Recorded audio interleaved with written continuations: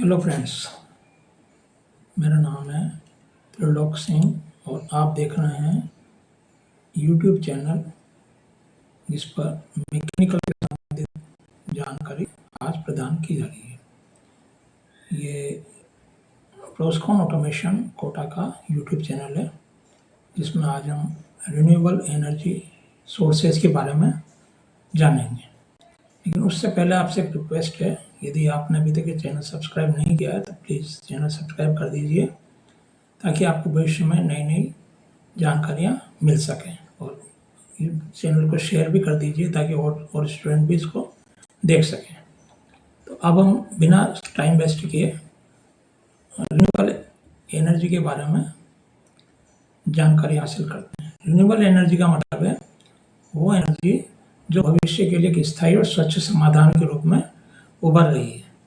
जो एनर्जी हम लोग पेट्रोल, डीजल वगैरह जो भी काम में लेते हैं वो सब एक न एक दिन समाप्त होना है। तो नवीनीकरण ऊर्जा ऐसे स्रोतों से प्राप्त होती है जो प्राकृतिक प्रक्रियाओं द्वारा लगातार फिर से भरे जाते हैं, जिनका उपयोग करने पर समाप्त होते हैं। इनमें क्या है? सोलर एनर्जी सबसे पहले सौर ऊर्जा, दूसरा है इनमें पवन ऊर्जा या उसको विंड एनर्जी भी बोलते हैं, तीसरा है हाइड्रो इलेक्ट्रिक एनर्जी, चौथा है भूतापीय ऊर्जा या जियोथर्मल एनर्जी, और पांचवा है जैव ऊर्जा या बायो एनर्जी शामिल है इसके अंदर में। ये सब रिन्यूएबल एनर्जी सोर्सेज में आते हैं सारी चीज़ें। अच्छा, सबसे पहले नंबर पर यदि हम गिने सौर ऊर्जा, सूरज की रोशनी का उपयोग करके बिजली पैदा करते हैं। छतों पर लगे सौर पैनल, बड़े बड़े सौर फार्म इस ऊर्जा को कैप्चर करते हैं। ये एकदम क्लीन है और प्रचुर मात्रा में अवेलेबल है। एक बार स्थापित होने पर इसका रखरखाव अपेक्षाकृत कम होता है, मेंटेनेंस मांगता ही नहीं है, और भारत जैसे धूप वाले देश के लिए सौर ऊर्जा एक वरदान है। दूसरा था पवन ऊर्जा। पवन चक्कियों का उपयोग करके हवा की गतिज ऊर्जा को बिजली में बदल देते हैं। हवा भी बहुत ज़्यादा चलती है समुद्र किनारे और के बड़े बड़े पवन फार्म तटीय तथा पहाड़ी क्षेत्रों में स्थापित किए जाते हैं। जब तेज हवाएं चलती है, ये भी एक स्वच्छ ऊर्जा स्रोत है और कार्बन उत्सर्जन को कम करने में मदद करता है क्योंकि पॉल्यूशन होता ही नहीं है। अच्छा, तीसरा है जल विद्युत ऊर्जा, हाइड्रो इलेक्ट्रिक एनर्जी। नदियों के बहते पानी की शक्ति को उपयोग करके टरबाइनों को घुमाकर बिजली पैदा करते हैं। हाइड्रो इलेक्ट्रिक में बड़े बड़े बांधों का पहले निर्माण करते हैं, पानी को रोकते हैं, फिर उसे नियंत्रित करके तरीके से छोड़ा जाता है। एक विश्वसनीय स्रोत है, इसके लिए बड़े पैमाने और बुनियादी ढांचे में निर्माण की आवश्यकता होती है। एक अभी हमने दूसरे तीन तो पढ़े थे, ये चौथा है भूतापीय ऊर्जा। पृथ्वी के अंदर ही गर्मी को उपयोग करती है। गर्म पानी और भाप को पृथ्वी की गहराई से निकाला जाता है और बिजली पैदा करने के लिए इस्तेमाल किया जाता है। ये उन क्षेत्रों में प्रभावित है जब भूतापीय गतिविधियाँ अधिक है। फिर लास्ट आता है जैव ऊर्जा। जैविक पदार्थ जैसे फसल से अवशेष, कृषि अपशिष्ट, पशु गोबर, इनका उपयोग करके ऊर्जा का उत्पादन करते हैं। इसे बायोगैस, बायोडीजल या बायो एथेनॉल में बदला जा सकता है। ये अपशिष्ट प्रबंधन में भी मदद करती है। तो नवीनीकरण ऊर्जा के बहुत सारे फायदे हैं। सबसे पहला फायदा तो क्या, पर्यावरण के अनुकूल है, एनवायरनमेंट फ्रेंडली है। ये ग्रीन हाउस गैसों का उत्सर्जन नहीं करती, जिससे जलवायु परिवर्तन का खतरा कम होता है। दूसरा, ये ऊर्जा सुरक्षा प्रदान करती है। हमें आयातित जीवाश्म ईंधनों पर निर्भर नहीं रहना पड़ता, पेट्रोल है, डीजल है, गैस है, जिससे अंतर्राष्ट्रीय मूल्य उतार चढ़ाव का प्रभाव कम होता है। तीसरा, रोजगार के अवसर पैदा करती है। नवीनीकरण ऊर्जा परियोजनाओं के विकास, स्थापना और रखरखाव में बड़ी संख्या में लोगों को रोजगार मिलता है। चौथा, दीर्घकालिक लागत बचत प्रदान करती है कि एक बार लागत लगी, ईंधन की कोई आवश्यकता नहीं है इसके अंदर में। सबसे पहले पढ़ेंगे हम सोलर एनर्जी, सूर्य से प्राप्त ऊर्जा। नवीनीकरण ऊर्जा स्रोतों की अनियमितता का चुनौती है। धूप केवल दिन में ही होती है, हवा हमेशा नहीं चलती। तो दिन में धूप होगी तो ऊर्जा का भंडारण कैसे करेंगे? तो उसके लिए बैटरी लगानी पड़ती है। स्मार्ट ग्रिड प्रौद्योगिकी में से निवेश की आवश्यकता है। स्थापना लागत भी ज़्यादा आती है इसकी यदि बैटरी यूज करेंगे। हालांकि समय के साथ कम हो रही है बैटरी की लागत। भारत सरकार ने नवीनीकरण ऊर्जा को बढ़ावा देने के लिए कई पहल की है, जैसे कि सौर ऊर्जा परियोजनाओं के लिए सब्सिडी, पवन ऊर्जा क्षमता के विकास और अक्षय ऊर्जा पार्कों की स्थापना। इन प्रयासों से देश की ऊर्जा जरूरतों को पूरा करने, सतत करने बढ़ावा मदद मिल रही है। संक्षेप में बोले तो नवीनीकरण ऊर्जा न केवल हमारे पर्यावरण के लिए बेहतर है, बल्कि यह हमारी अर्थव्यवस्था और भविष्य की पीढ़ियों के लिए भी स्थायी मार्ग प्रदान करता है। ये केवल विकल्प नहीं है बल्कि एक आवश्यकता है ताकि हम स्वच्छ, सुरक्षित और समृद्ध भविष्य का निर्माण कर सकें। सौर ऊर्जा में क्या होता है? सौर ऊर्जा जैसा कि नाम से स्पष्ट है, सूर्य से प्राप्त होने वाली ऊर्जा। सूर्य हमारे सौर मंडल का केंद्र बिंदु है, एक विशाल ऊर्जा भंडार है जो लगातार पृथ्वी पर प्रकाश और गर्मी के रूप में ऊर्जा भेजता है। ये ऊर्जा इतनी विशाल है कि हम इसका छोटा सा अंश भी प्रभावी ढंग से उपयोग कर सकें, सभी ऊर्जा आवश्यकताएं की पूरी हो जाएगी। इसके लिए क्या काम करते हैं? सौर ऊर्जा कैप्चर करने के लिए फोटोवोल्टिक प्रणाली काम में लेते हैं, फोटोवोल्टिक सेल, जिन्हें आमतौर पर सोलर पैनल के रूप में जाना जाता है। अर्धचालक सामग्री से बने होते हैं, जब सेमीकंडक्टर बने होते हैं ये। जब सूर्य का प्रकाश इन पैनलों पर पड़ता है तो सीधे बिजली डीसी करंट उत्पन्न करते हैं, डायरेक्ट करंट। इस डीसी करंट को इन्वर्टर की मदद से एसी में बदल लेते हैं, जिसका उपयोग घरों और उद्योगों में किया जा सकता है। सौर ऊर्जा के उपयोग के कई फायदे हैं। सबसे पहला इंपॉर्टेंट फायदा क्या है? ये अक्षय, रिन्यूएबल है, ये कभी कभी खत्म नहीं होगा। जब तक सूर्य चमकता रहेगा सौर ऊर्जा मिलती रहेगी। सूर्य कई अरबों वर्षों तक चमकता रहेगा, इसका मतलब है ऊर्जा स्रोत कभी खत्म नहीं होगा। कोयला या तेल जैसे जीवाश्म ईंधन के साथ होता है, ये खत्म हो जाता है। दूसरा फायदा क्या है? पर्यावरण प्रभावी है, एनवायरमेंट पॉल्यूशन नहीं होता है इससे। सौर ऊर्जा का उपयोग करते समय कोई ग्रीन हाउस गैस उत्सर्जन नहीं होता। ये वायु प्रदूषण, जल प्रदूषण, ग्लोबल वार्मिंग जैसी समस्याओं को कम करने में मदद करता है। ये एक स्वच्छ ऊर्जा स्रोत है जो हमारे ग्रह को स्वस्थ रखने में योगदान देता है। तीसरा फायदा क्या है? ऊर्जा सुरक्षा प्रदान, हमें विदेशी तेल गैस पर निर्भरता कम करने में मदद मिलती है। अभी हम बाहर से मंगाते हैं तो उससे मदद मिलती है। इसमें अंतर्राष्ट्रीय ऊर्जा बाजार में होने वाले उतार चढ़ाव का हम पर कम प्रभाव पड़ता है। ये स्थानीय स्तर पर ऊर्जा उत्पादन को बढ़ावा देती है। ग्रामीण और दूर दराज के क्षेत्रों को बिजली मिल सकती है जहाँ ग्रिड पहुंचना बहुत मुश्किल है। चौथा फायदा क्या है? दीर्घकालिक लागत बचत है।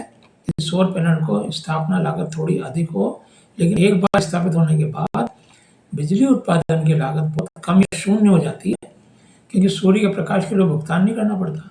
लंबे समय में बिजली बिलों में महत्वपूर्ण कमी लाती है। सौर ऊर्जा का उपयोग कई तरीके से किया जाता है। घरों की छतों पर लगे सौर पैनल आजकल आम हो गए, जो घरों की बिजली की जरूरतों को पूरा करते हैं और अतिरिक्त बिजली को ग्रिड में वापस भेज भी सकते हैं नेट मीटरिंग के द्वारा। बड़े पैमाने पर सौर फार्म स्थापित किए जा रहे हैं, जहाँ हजारों सौर पैनल एक साथ बड़ी मात्रा में बिजली पैदा करते हैं। राष्ट्रीय ग्रिड कहते हैं, नेशनल ग्रिड। सौर ऊर्जा का उपयोग केवल बिजली पैदा करने तक सीमित नहीं है। सौर ऊर्जा क्या करती है? सोलर वाटर हीटर भी बनाते हैं। इससे पानी, गर्मी का उपयोग करिए, गर्म पानी कर दें। गीजर के लिए बिजली की खपत कम होती है। सौर कुकर भोजन पकाने के लिए सौर ऊर्जा का उपयोग करते हैं, ईंधन की बचत कम होती है। सौर ऊर्जा का उपयोग सिंचाई के लिए सौर पंपों के रूप में काम करता है। सड़कों को रोशन करने के लिए सौर स्ट्रीट लाइटों का उपयोग करते हैं। भारत जैसे देश के लिए सौर ऊर्जा विशेष रूप से महत्वपूर्ण है। भारत में वर्ष में प्रचुर मात्रा में सूर्य का प्रकाश उपलब्ध रहता है, जिसे सौर ऊर्जा उत्पादन के लिए एक आदर्श स्थान बनाता है। भारत सरकार ने राष्ट्रीय सौर मिशन जैसे कई पहल किए ताकि देश में ऊर्जा के उपयोग को बढ़ावा दिया जा सके। इन पहलों के तहत सौर ऊर्जा संयंत्र की स्थापना, सब्सिडी, ऋण सुविधाएं, अन्य प्रोत्साहन प्रदान किए जाते हैं। राजधानी के कोटा शहर में भी, जहाँ में स्थित सौर ऊर्जा का उपयोग तेजी से बढ़ रहा है। घरों की छतों पर, सरकारी इमारतों पर, औद्योगिक में सौर पैनल लगाए जा रहे हैं। ये न केवल बिजली के बिलों को कम कर रहा है बल्कि शहर को अधिक हरित और टिकाऊ बनाने में मदद कर रहा है। एनर्जी स्टोरेज सिस्टम में बैटरी का उपयोग किया जाता है, जो दिन के समय उत्पन्न अतिरिक्त ऊर्जा को संग्रहित करती है, आवश्यकता पड़ने पर उपयोग कर सकते हैं। दूसरी चुनौती स्थापना लागत है। हालांकि सौर पैनल की कीमत लगातार गिर रही है, इन्हें अधिक किफायती बना रही है सरकार की नीतियां, सब्सिडियां इस लागत को कम करने में मदद कर रही है। दूसरा है विंड एनर्जी। सेकंड, आज की तेजी से बदलती दुनिया में ऊर्जा की मांग लगातार बढ़ रही है। जलवायु परिवर्तन एक गंभीर चिंता है, विषय बना हुआ है। विंड एनर्जी भी एक बहुत अच्छा रिन्यूएबल एनर्जी सोर्स है। जैसे कि आपको दिख रहा है, ये विंड एनर्जी के लिए ये लगा देते हैं विंड फैन। पवन ऊर्जा जैसा कि नाम से स्पष्ट है, हवा की गति का उपयोग करके बिजली पैदा करने की प्रक्रिया है। ये सदियों से चली आ रही एक प्राचीन अवधारणा का आधुनिक रूप है। पुराने समय हवा का उपयोग नौका या जहाजों को चलाने, पानी पंप करने, अनाज पीसने वाली पवन चक्कियों में किया जाता था। आज विशाल पवन टरबाइन हवा की शक्ति को बड़े पैमाने पर बिजली में बदल रहे हैं। एक पवन टरबाइन मूल रूप से ऊंचे खंभे पर लगे पंखों ब्लेड से बना होता है। जब तेज हवा इन ब्लेड से टकराती है तो घूमना शुरू कर देते हैं। घूमते हुए ब्लेड एक केंद्रीय शाफ्ट से जुड़े होते हैं जो गियर बॉक्स के माध्यम से जनरेटर को चलाता है। जनरेटर जब यांत्रिक ऊर्जा को विद्युत ऊर्जा में परिवर्तित करता है जिसे फिर से बिजली ग्रिड में भेज दिया जाता है। ये पर्यावरणीय प्रभाव के अनुकूल है। ये कोई पॉल्यूशन नहीं करता। पवन ऊर्जा संयंत्र में बिजली पैदा करते समय कोई ग्रीन हाउस गैस उत्सर्जन नहीं होता। इसका मतलब है कि carbon dioxide, methane, nitrous oxide आदि हानिकारक गैसों को वायुमंडल में नहीं छोड़ते, जो जलवायु परिवर्तन ग्लोबल वार्मिंग के मुख्य कारण हैं। ये वायु प्रदूषण को कम करने में मदद करता है और हमारे ग्रह को स्वच्छ रखता है। तीसरा फायदा क्या है पवन ऊर्जा का? ऊर्जा सुरक्षा को बढ़ावा देती है। कोयला, तेल, गैस जैसे आयातित ईंधनों में निर्भरता कम करती है। इससे देश की ऊर्जा स्वायत्तता बढ़ती है और अंतर्राष्ट्रीय ऊर्जा बाजारों में होने वाले मूल्य उतार चढ़ाव का अर्थव्यवस्था पर कम असर पड़ता है। चौथा क्या है? पवन ऊर्जा ग्रामीण क्षेत्रों, दूर दराज के स्थानों, आर्थिक विकास और रोजगार के अवसर भी पैदा करती है। पवन फार्मों की स्थापना, रखरखाव, संचालन में बड़ी मात्रा में कुशल और अकुशल श्रमिकों की आवश्यकता होती है। इसके अलावा पवन टरबाइन बनाने वाले उद्योगों को भी रोजगार मिलता है। पांचवा लाभ ये पवन ऊर्जा को विभिन्न पैमानों पर लागू किया जा सकता है। बड़े पैमाने पर बिजली ग्रिड को बिजली देने के लिए विशाल पवन फार्म बनाए जा सकते हैं। छोटे पवन टरबाइन ग्रामीण घरों, छोटे समुदायों को बिजली देने के लिए उपयोग किए जाते हैं, खासकर उन क्षेत्रों में जहाँ ग्रिड तक पहुँचना मुश्किल है। भारत में पवन ऊर्जा का बहुत बड़ा पोटेंशियल है। भारत की लंबी तटीय रेखा, कुछ विशिष्ट पहाड़ी और मैदानी क्षेत्र ऐसे हैं जहाँ वर्ष भर तेज हवाएं चलती है। गुजरात, तमिलनाडु, राजस्थान, महाराष्ट्र, कर्नाटक जैसे राज्य पवन ऊर्जा उत्पादन में अग्रणी हैं।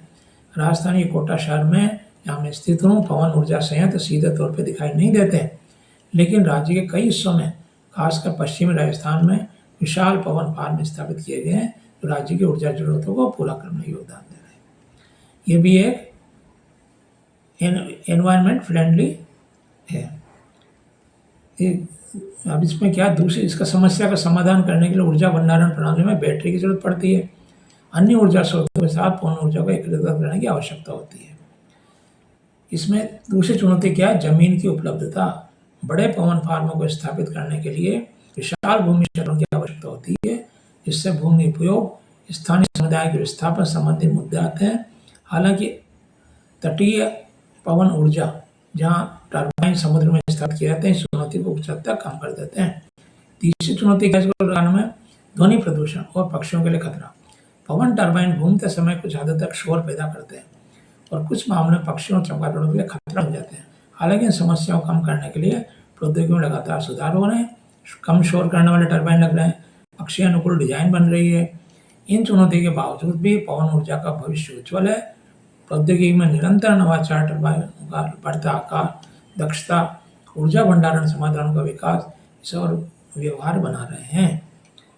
तीसरा है हाइड्रो एनर्जी। हाइड्रो एनर्जी का मतलब है पानी से ऊर्जा पैदा करना। जल विद्युत ऊर्जा, हाइड्रो एनर्जी, जिसे अक्सर पन बिजली के नाम से भी जाना जाता है। जल विद्युत ऊर्जा काइनेटिक एनर्जी का उपयोग करके बिजली पैदा करने की प्रक्रिया है। यह ऊर्जा का सबसे पुराना और सबसे व्यापक रूप से उपयोग किया जाने वाला अक्षय स्रोतों में से एक है। इसकी मूल अवधारणा बहुत सरल है। बहते पानी की शक्ति का उपयोग करके टरबाइन को घुमाते हैं, जो बदले में जनरेटर चलाकर हमें बिजली देता है। इस प्रक्रिया को समझने के लिए कल्पना कीजिए, एक बड़ी नदी को जल विद्युत परियोजना में नदी के पार एक विशाल बांध बनाया जाता है। यह बांध नदी के प्रवाह को रोकता है। इसके पीछे एक बड़ा जलाशय बनाते हैं, जब पानी जमा होता है। इस जलाशय में पानी जमा में पोटेंशियल एनर्जी होती है। ये दिखा रखा है इस चित्र में। ये डैम बना रखा है। डैम से जो पानी निकलेगा तो ऊपर स्टैटिक एनर्जी, नीचे आते हैं काइनेटिक एनर्जी में कन्वर्ट हो जाएगी। फिर बड़े बड़े टरबाइनों के माध्यम से ब्लेड घूमती है और टरबाइनों से जनरेटर कनेक्ट होता है। जैसे टरबाइन घूमते हैं, जनरेटर घूमते हैं, जिससे कि बिजली उत्पन्न होती है। ये बिजली फिर ट्रांसमिशन लाइनों के माध्यम से घर, उद्योग, अन्य स्थानों तक पहुंचाई जाती है। पानी अपना काम करने के बाद बांध के नीचे नदी में वापस मिल जाता है, जिससे चक्र निरंतर चलता रहता है। जल विद्युत ऊर्जा के कई महत्वपूर्ण फायदे हैं। क्या क्या फायदे हैं? सबसे पहला सबसे महत्वपूर्ण लाभ इसकी अक्षय प्रकृति है, कभी खत्म नहीं होने वाला। जल विद्युत ऊर्जा पानी के चक्र पर निर्भर करती है, जहाँ सूर्य की गर्मी पानी को वाष्पित करती है, बादल बनते हैं, वर्षा होती है, वहाँ पानी नदियों में वापस बहता है, यह चक्र निरंतर चलता रहता है। दूसरा फायदा क्या है, स्वच्छ ऊर्जा स्रोत है, ये कोई पॉल्यूशन नहीं करता है। जल विद्युत संयंत्र बिजली पैदा करते समय कोई ग्रीन हाउस गैस उत्सर्जन नहीं करता। तीसरा फायदा क्या है, अत्यंत विश्वसनीय और लचीले होते हैं। एक बार निर्मित होने के बाद वो कई दशकों तक लगातार बिजली उत्पन्न करते रहते हैं। इसके अलावा बांधों में पानी के प्रवाह को नियंत्रित करने के लिए बिजली उत्पादन को मांग के अनुसार बढ़ाया या घटाया जा सकता है। इससे ये ग्रिड स्थिरता के लिए बहुत उपयोगी है। चौथा लाभ क्या है इसका, बांधों के लिए निर्माण में केवल बिजली नहीं मिलती, बल्कि इससे कई अतिरिक्त लाभ भी होते हैं। ये जलाशय सिंचाई के लिए पानी उपलब्ध कराते हैं, बाढ़ नियंत्रण में मदद करते हैं, पानी के पीने का स्रोत बनते हैं, कभी कभी नौकायन मछली पकड़ने के लिए जलमंत्र गतिविधियों का उत्पादन करते हैं। पांचवा क्या है, जल विद्युत संरचना की परिचालन लागत कम होती है। इसमें जो कंटिन्यूस चलाने की कॉस्ट है वो कम होती है। एक बार प्रारंभिक लागत निकल जाने के बाद बिजली उत्पादन के लिए ईंधन की कोई लागत नहीं होती, लंबे समय तक बहुत किफायती बना रहता है। भारत में जल ऊर्जा का एक लंबा इतिहास रहा है। देश के ऊर्जा मिश्रण का बहुत महत्वपूर्ण हिस्सा है। हिमालयन नदियाँ, प्रायः भारत की बड़ी नदियाँ जल विद्युत ऊर्जा के उत्पादन के लिए विशाल संभावनाएं प्रदान करती है। भाखड़ा नागल बांध, सरोवर बांध जैसे परियोजनाएं भारत की ऊर्जा सुरक्षा में महत्वपूर्ण योगदान देती है। राजस्थान के कोटा शहर में चंबल नदी पर बने कोटा बैराज और राणा प्रताप सागर बांध जैसी परियोजनाएं भी हैं, जो जल विद्युत ऊर्जा उत्पन्न करने में भूमिका निभाती हैं। यद्यपि ये बड़े पैमाने पर टर्बाइनों के लिए प्रसिद्ध नहीं है, फिर भी ये नदी के पानी को नियंत्रित करके प्रवाह का उपयोग करके स्थानीय स्तर पर ऊर्जा प्रदान करते हैं। इसमें चुनौतियाँ क्या क्या? सबसे बड़ी चुनौती है पर्यावरणीय सामाजिक प्रभाव। बड़े बांध के निर्माण के लिए बड़ी मात्रा में भूमि की आवश्यकता, इससे वन क्षेत्र जलमग्न हो जाते हैं, डूब के क्षेत्र बन जाते हैं, स्थानीय समुदायों को विस्थापित होना पड़ सकता है। ये जलीय परिस्थितियों और तंत्र को भी प्रभावित कर सकता है, मछली के प्रवास को बाधित कर देता है। दूसरी चुनौती क्या है, उच्च प्रारंभिक लागत, कॉस्ट बहुत ज़्यादा आती है डैम बनाने की। लंबी निर्माण अवधि है, बड़े बांध बिजली संयंत्रों निर्माण में भारी निवेश कई साल लगते हैं। तीसरी चुनौती क्या है, इसमें गाद जमा हो जाता है, सिल्टेशन। समय के साथ नदियों द्वारा लाई गई मिट्टी और गाद जलाशय में जमा हो जाता है, जब जलाशय की भंडारण क्षमता कम हो जाती है और बांध का जीवन काल प्रभावित हो जाता है। चौथी क्या है, जलवायु परिवर्तन के कारण वर्षा पैटर्न में बदलाव होता है, जल विद्युत उत्पादन को प्रभावित कर सकता है। जब वर्षा कम होती है तो जलाशय पानी से गिर जाता है, बिजली उत्पादन कम हो जाता है। तो ये था चौथा बार। अब आया जियोथर्मल एनर्जी। जियोथर्मल एनर्जी क्या है, आज की दुनिया में जहाँ ऊर्जा की बढ़ती आवश्यकताएं, पर्यावरण संरक्षण चुनौतियां हैं, अक्षय ऊर्जा स्रोतों का महत्वपूर्ण लगातार बढ़ रहा है। इन्हीं अक्षय ऊर्जा स्रोतों में एक अद्वितीय और शक्तिशाली स्रोत है भूतापीय ऊर्जा, जियोथर्मल एनर्जी। भूतापीय ऊर्जा जैसा कि नाम से स्पष्ट है, भू यानी पृथ्वी, तापीय यानी गर्मी। ये ऊर्जा हमारी पृथ्वी के गर्भ में समाहित विशाल गर्मी से प्राप्त होती है। पृथ्वी का केंद्र अत्यंत गर्म है, यह गर्मी लगातार भारी परतों की और विकीर्ण होती रहती है। यह पृथ्वी के अंदर मौजूद चट्टानों, पानी और अन्य तरल पदार्थों को कम करती है। कुछ स्थानों पर यह गर्मी इतनी तीव्र होती है कि भूमिगत जल को भाप में बदल देती है, यह उसे अत्यधिक गर्म पानी में बदल देती है। भूतापीय ऊर्जा का उपयोग करने के लिए वैज्ञानिक इंजीनियर इस भूमिगत गर्मी को सतह पर लाते हैं। इस पृथ्वी में गहरे कुएं खोदे जाते हैं, इन कुओं के माध्यम से गर्म पानी या भाप को सतह पर लाया जाता है। सतह पर आने के बाद गर्म पानी या भाप का उपयोग करके कई तरीकों से कहता है, सबसे आम तरीका बिजली का उत्पादन है। उच्च दबाव वाले भाप को सीधा टरबाइन पर निर्देशित किया जाता है, घूमकर जनरेटर चलाते हैं और बिजली पैदा करते हैं। कुछ मामलों में यदि भाप सीधे उपलब्ध नहीं होती तो गर्म पानी को हीट एक्सचेंजर के माध्यम से एक ऐसे तरल पदार्थ को गर्म करने के लिए उपयोग किया जाता है उसका क्वथनांक बॉइलिंग पॉइंट कम हो। यह तरल पदार्थ भाप में बदल जाता है, फिर टरबाइनों को चलाता है। यह भी एक निरंतर और विश्वसनीय ऊर्जा का स्रोत है। सूर्य और हवा के विपरीत भूतापीय ऊर्जा दिन या रात, चाहे मौसम कैसा भी हो, लगातार 24 घंटे मिलती रहती है। दूसरा क्या है, इसका पर्यावरण के अनुकूल है। तीसरा क्या है, इसका भूमि की आवश्यकता अपेक्षाकृत कम होती है। चौथा इसका क्या है, स्थानीय रूप से उपलब्ध है। पांचवा बिजली का उत्पादन है, भूतापीय ऊर्जा का उपयोग डायरेक्ट हीटिंग के लिए भी किया जाता है। भूतापीय ऊर्जा कुछ चुनौतियाँ भी हैं। सबसे बड़ी चुनौती है भूतापीय रूप से विशेष क्षेत्रों तक सीमित है, एक पर्टिकुलर एरिया में आएगा बस केवल। ये ऊर्जा स्रोत उन स्थानों पर सबसे अधिक प्रभावित होता है जहाँ पृथ्वी की आंतरिक गर्मी सतह की अपेक्षाकृत करीब होती है, जैसे कि विवर्तनिक प्लेटों की सीमाओं पर या ज्वालामुखी क्षेत्रों में। भारत में कुछ क्षेत्र ऐसे हैं, उगा लद्दाख, हिमाचल प्रदेश, पश्चिम बंगाल में भूतापीय क्षमता पाई जाती है। कोटा राजस्थान भूतापीय ऊर्जा के स्रोत नहीं है। दूसरी इसमें चुनौती क्या? प्रारंभिक खोज और ड्रिलिंग लागत। भूमिगत गर्म पानी या भाप स्रोतों का पता लगाने के लिए गहरे कुएं खोदना बहुत महंगा और जोखिम भरा होता है।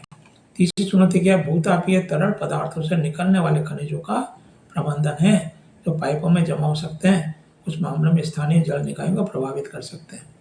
इन चुनौती के बावजूद भूतापीय ऊर्जा एक महत्वपूर्ण अक्षय ऊर्जा स्रोत है, जिसमें दुनिया की ऊर्जा जरूरतों को पूरा करने के लिए महत्वपूर्ण क्षमता है। खासकर उन क्षेत्रों में जहाँ ये प्रचुर मात्रा में उपलब्ध है, एक ऐसा स्रोत है पृथ्वी की अपनी अंतर्निहित शक्ति को दोहन करने में मदद करता है, जिससे एक स्वस्थ, स्वच्छ, स्थायी और विश्वसनीय ऊर्जा भविष्य का मार्ग प्रशस्त होता है। हमारी पृथ्वी की गर्मी एक स्मार्ट और टिकाऊ उपयोगी है। बायो एनर्जी, मास एनर्जी उसको बोलते हैं। इसमें कृषि फसलें जैव ऊर्जा के प्रमुख स्रोत क्या है? कृषि फसलें मक्का, गन्ना, सोयाबीन, जट्रोफा जैसी फसलें विशेष रूप से ऊर्जा उत्पादन के लिए उगाई जाती है। पेड़ों की कटाई, कृषि अवशेष, डंठल, धान की भूसी, गन्ने की बुआई, फसल की कटाई और बचे अवशेष। वन अवशेष, पेड़ों की कटाई, छटाई से प्राप्त लकड़ी के चिप्स, दाल, पट्टी। पशु अपशिष्ट, गाय का गोबर, मुर्गी पालन का कचरा। शहरी और औद्योगिक जैविक अपशिष्ट, खाद्य अपशिष्ट, सीवेज, लैंडफिल गैस। जैव ऊर्जा को कई तरीके से उपयोग में लिया जाता है। एक तो करते हैं इसका डायरेक्ट कंबशन, प्रत्यक्ष दहन। बायोमास को सीधे जलाकर गर्मी पैदा की जाती है। इसका उपयोग बिजली उत्पन्न करने या सीधे तापन के लिए किया जाता है। उदाहरण के लिए लकड़ी को जलाना, गन्ने की खोई से बिजली बनाना। बायोगैस प्रोडक्शन, जैविक अपशिष्ट जैसे गोबर को ऑक्सीजन की अनुपस्थिति में सूक्ष्म जीवों द्वारा विघटित किया जाता है। इस प्रक्रिया में बायोगैस बनती है, जिसमें मुख्य रूप से मीथेन होता है। इस गैस का उपयोग खाना पकाने, बिजली पैदा करने, वाहनों के रूप में किया जाता है, ईंधन के रूप में। बायोफ्यूल का उत्पादन, जैविक पदार्थों को तरल ईंधन में बदला जा सकता है, जैसे कि गन्ने या मक्का से फर्मेंटेशन द्वारा बनता है, जिसका उपयोग पेट्रोल के विकल्प के रूप में किया जाता है। बायो एथेनॉल, बायोडीजल, वनस्पति तेलों या पशु वसा से बनता है, जिसका उपयोग डीजल इंजन में किया जाता है। जैव ऊर्जा के कई फायदे हैं। अक्षय स्रोत है, बायोमास लगातार फिर से उगाया जाता है, पैदा किया जाता है, एक नवीनीकरण स्रोत बन जाता है। कार्बन न्यूट्रल, जब बायोमास को जलाया जाता है तो उतना ही कार्बन डाइऑक्साइड छोड़ता है जितने पौधे अपने जीवन काल में अवशोषित करते हैं। इससे शुद्ध कार्बन उत्सर्जन कम होता है। अपशिष्ट प्रबंधन, यह कृषि, शहरी और औद्योगिक अपशिष्टों का प्रभावी ढंग से उपयोग करने में मदद करता है। ग्रामीण विकास, बायोमास आधारित ऊर्जा परियोजनाएं ग्रामीण क्षेत्रों में रोजगार के अवसर पैदा करती है। ऊर्जा सुरक्षा, जीवाश्म ईंधन पर निर्भरता कम करके देश की ऊर्जा सुरक्षा को मजबूती प्रदान करती है। लचीलापन, बायोगैस को विभिन्न रूप, गर्मी, बिजली, तरल ईंधन के रूप में बदला जा सकता है। भारत जैसे कृषि प्रधान देश के लिए जैव ऊर्जा बहुत बड़ा महत्व है। कृषि और पशुधन में भारी मात्रा में जैविक अपशिष्ट उपलब्ध हैं। सरकार ने भी जैव ऊर्जा को बढ़ावा देने के लिए कई नीतियां बनाई है, जैसे बायोगैस संयंत्रों के लिए सब्सिडी, बायोमास आधारित परियोजनाओं के लिए प्रोत्साहन। राजधानी कोटा शहर में भी कृषि अपशिष्ट, पशुधन की उपलब्धता बायोमास आधारित ऊर्जा परियोजना के लिए संभावना प्रदान करता है, खासकर ग्रामीण और अर्धशहरी क्षेत्रों में। हालांकि जैव ऊर्जा की चुनौतियां भी हैं। भूमि उपयोग, बड़े पैमाने पर बायोफ्यूल गैसों को उगाने के लिए भूमि की बड़ी मात्रा की आवश्यकता होती है, जिससे खाद्य पदार्थ में स्पर्शा होती है। दूसरे की दक्षता, कुछ बायोमास रूपांतरण प्रक्रियाओं को दक्षता कम हो सकती है। प्रारंभिक लागत, संयंत्रों की स्थापना की प्रारंभिक लागत अधिक हो सकती है। पर्यावरणीय प्रभाव, स्थायी रूप से प्रबंधित न होने पर जैव ऊर्जा वनों की कटाई, मिट्टी के क्षरण का कारण बन सकती है। इन चुनौतियों के बावजूद भी जैव ऊर्जा एक स्थायी ऊर्जा भविष्य के लिए महत्वपूर्ण घटक है। ये अपशिष्ट को मूल्यवान ऊर्जा बदलती है, कार्बन उत्सर्जन को कम करती है, ग्रामीण अर्थव्यवस्था को सहारा देती है। जैव ऊर्जा केवल एक तकनीकी समाधान नहीं है, बल्कि एक चक्रीय अर्थव्यवस्था और सतत विकास की दिशा में कदम है। इस प्रकार आज हमने पढ़ा रिन्यूएबल एनर्जी के सोर्स। रिन्यूएबल एनर्जी का मतलब है जो कभी भी ख़त्म नहीं होती हैं। सोलर एनर्जी भी है, विंड एनर्जी भी है, हाइड्रो एनर्जी भी है इसके अंदर में। तो ये हम आज जो हमने पढ़ा, इसको आप भी पढ़िए इसको। ये भी एक टॉपिक है एक तरीके से इंटर्नशिप का, मैकेनिकल के लिए भी। तो आज के लिए इतना ही बहुत। आप बहुत बहुत धन्यवाद।